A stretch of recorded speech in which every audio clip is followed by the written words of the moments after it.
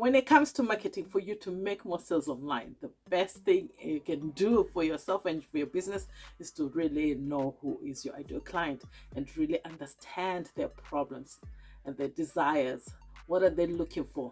And then you choose a product that's gonna be the solution that they're looking for. And when you're communicating that solution, make sure you tie in the benefits. You're talking about what are the benefits for the product, what is it going to do for them, what are they looking for, and then this is what you're going to be communicating to them. Don't just talk about the features of the product. No one cares about the features. The fact that this phone case is black, so what? You have to tie in those benefits that's going to make them wanting to buy that phone case. So just being black, okay, it's nice, what? But why am I buying this phone case? So it will be things like protecting your phone so that when it falls, it does not break. You save yourself money. So you're saving me from that pain of breaking my phone and having to buy another one, spending more money that probably I do not have, right? So I need to be able to protect my phone so that I have it for a long time. So you communicate that in your marketing. So once you start doing that, you're gonna notice that you get more sales, because now when people see your ads, see your content, you're speaking their language, you're speaking to the pain point and addressing it by providing your product. It makes it much easier for people to convert and become buyers at the end. So make sure each time you're presenting your product, you're talking about your product, you're marketing, you're running ads, whatever you're doing about your business, you're tying in these benefits of your product, the reasons why people should buy, the reasons why this is a solution to their problems, the reasons why this is going to move them from their pain point to the happy place. You need to be discussing that more often in your communication each and every time. So do not waste time by talking about all these features.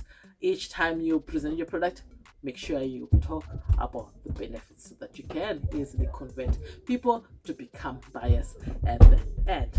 And even if they don't buy at the first time that you have contact with them, they will know that this person has spoke about how this phone case is going to save my phone, it's going to save me money. So when they are ready, they'll be able to come back to you and buy that phone case, because if you really articulated what this phone case is going to do for them, the benefits of it, and then they'll be able to buy the product when they're ready. Compared to so just talking about, oh, I have this black phone case and that's it.